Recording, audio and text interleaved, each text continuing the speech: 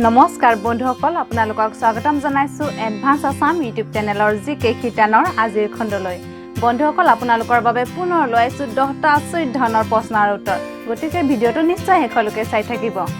যোৱাবাৰৰ প্ৰশ্ন আছিল পেট আছে পেটু নাই মুখ আছে জিভা নাই ইয়াৰ উত্তৰটো হৈছে কলহ প্ৰথম 10 গৰাকী শুদ্ধ উত্তৰ দিতাসকলৰ নাম আৰু ৰেন্ডমলি বাছি লোৱা 5 গৰাকী শুদ্ধ উত্তৰ দিতাসকলৰ নামবোৰ হ'ল এনে ধৰণৰ 1 নম্বৰতে আছে কাজিমুদ্দিন 2 নম্বৰতে আছে জিতু দাস 3 নম্বৰতে আছে আৰিফুৰ ৰহমান 4 নম্বৰতে আছে লাচিত দাস 5 নম্বৰতে আছে প্ৰশান্ত ব্ৰহ্মণ 6 নম্বৰতে আছে মিলন হৈকিয়া 7 নম্বৰতে আছে আসামিজ টিপছ ষ্টেচন 8 নম্বৰতে আছে মনুৰাজ হাজং 9 নম্বৰতে আছে প্ৰশান্ত বৰা 10 নম্বৰতে আছে প্ৰিয়ংকা দেউৰী 11 নম্বৰতে আছে সম্পক পাটোৱাৰী 12 নম্বৰতে আছে বাবুল গগৈ 13 নম্বৰতে আছে কমল ব্ৰহ্ম 14 নম্বৰতে আছে বিশ্বজিত মেধি আৰু 15 নম্বৰতে আছে জয়কুমাৰ হাজং শুদ্ধ উত্তৰ দিতাসকলক ধন্যবাদ জ্ঞাপন কৰাৰ লগতে ভৱিষ্যত উজ্জ্বল কামনা কৰিলো আৰু যিসকল সদাশয় ব্যক্তিয়ে অংশগ্ৰহণ কৰিলে তেওঁলোককো ধন্যবাদ জ্ঞাপন কৰিলো আৰু আশা কৰো আপোনালোকে পুনৰ অংশগ্ৰহণ কৰি জ্ঞান পিপাসু মনৰ পৰিচয় দিব এতিয়া আকচোন আজিৰ ভিডিঅটো লাইক বাঢ়ো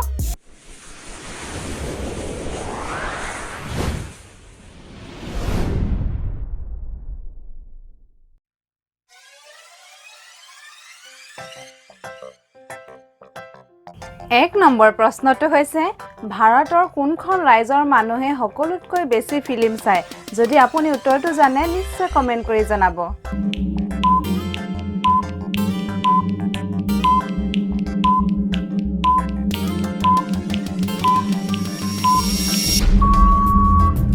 শুদ্ধ উত্তৰটো হৈছে মহাৰাষ্ট্ৰ ৰাজ্যৰ মানুহে সকলোতকৈ বেছি ফিল্ম চায়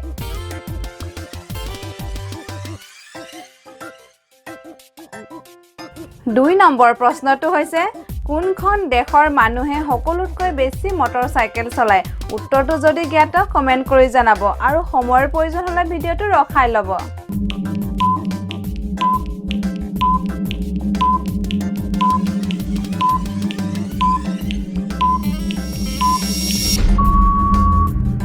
শুদ্ধ উত্তৰটো হৈছে ভাৰত হয় ভাৰতৰ মানুহে সকলোতকৈ বেছি মটৰচাইকেল চলায়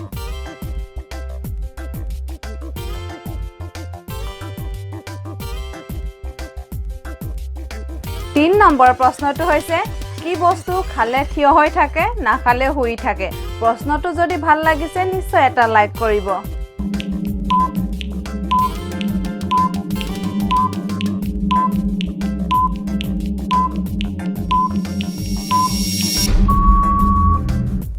শুদ্ধ উত্তৰটো হৈছে বস্তা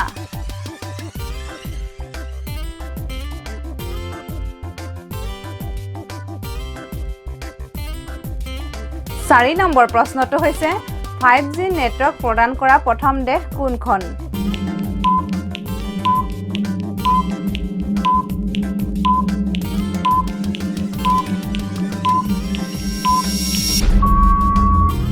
শুদ্ধ উত্তৰটো হৈছে দক্ষিণ কোৰিয়া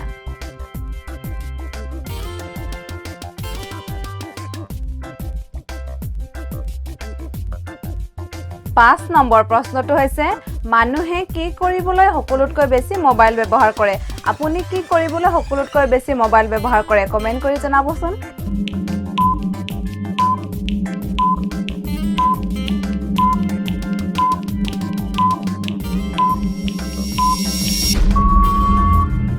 শুদ্ধ উত্তৰটো হৈছে মানুহে সময় চাবলৈ সকলোতকৈ বেছি মোবাইল ব্যৱহাৰ কৰে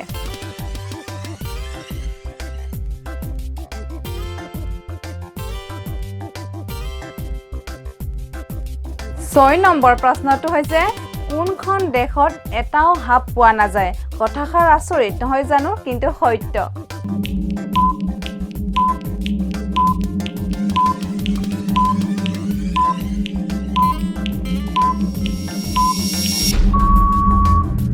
শুদ্ধ উত্তৰটো হৈছে আয়াৰলেণ্ডত এটাও হাপ পোৱা নাযায়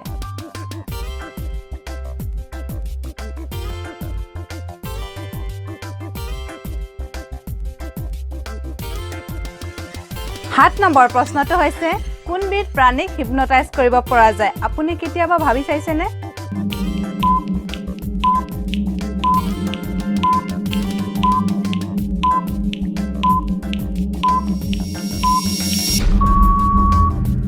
ভেকুলী হয় ভেকুলীক হিপনটাইজ কৰিব পৰা যায়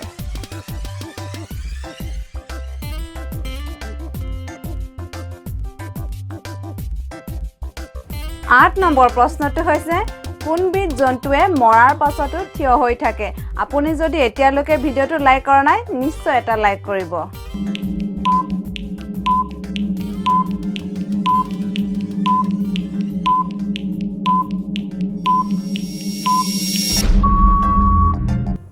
শুদ্ধ উত্তৰটো হৈছে ঘোঁৰা হয় ঘোঁৰা মৰাৰ পাছতো থিয় হৈ থাকে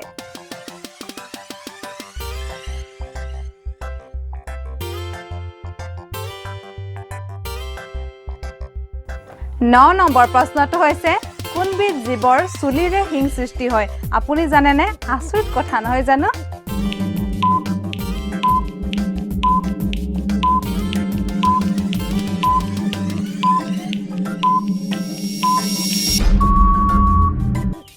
গড় হয় গড়ৰ হিং অৰ্থাৎ খৰ্গ চুলিৰে সৃষ্টি হয়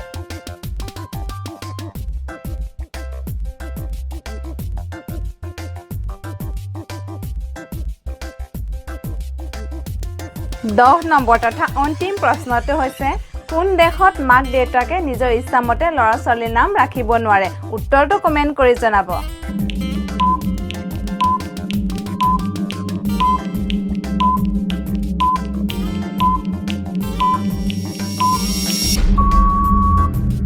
শুদ্ধ উত্তৰটো হৈছে ডেনমাৰ্কত মাক দেউতাকে নিজৰ ইচ্ছামতে ল'ৰা ছোৱালীৰ নাম ৰাখিব নোৱাৰে চৰকাৰে বাছি ৰখা 24000 নামৰ ভিতৰত যিকোনো এটা নাম ৰাখিবলগীয়া হয়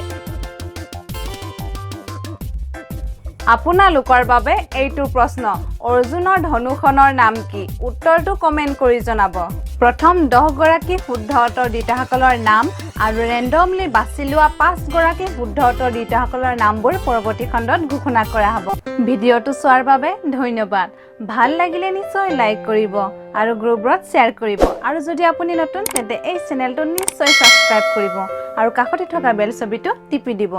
ধন্যবাদ জয় অসম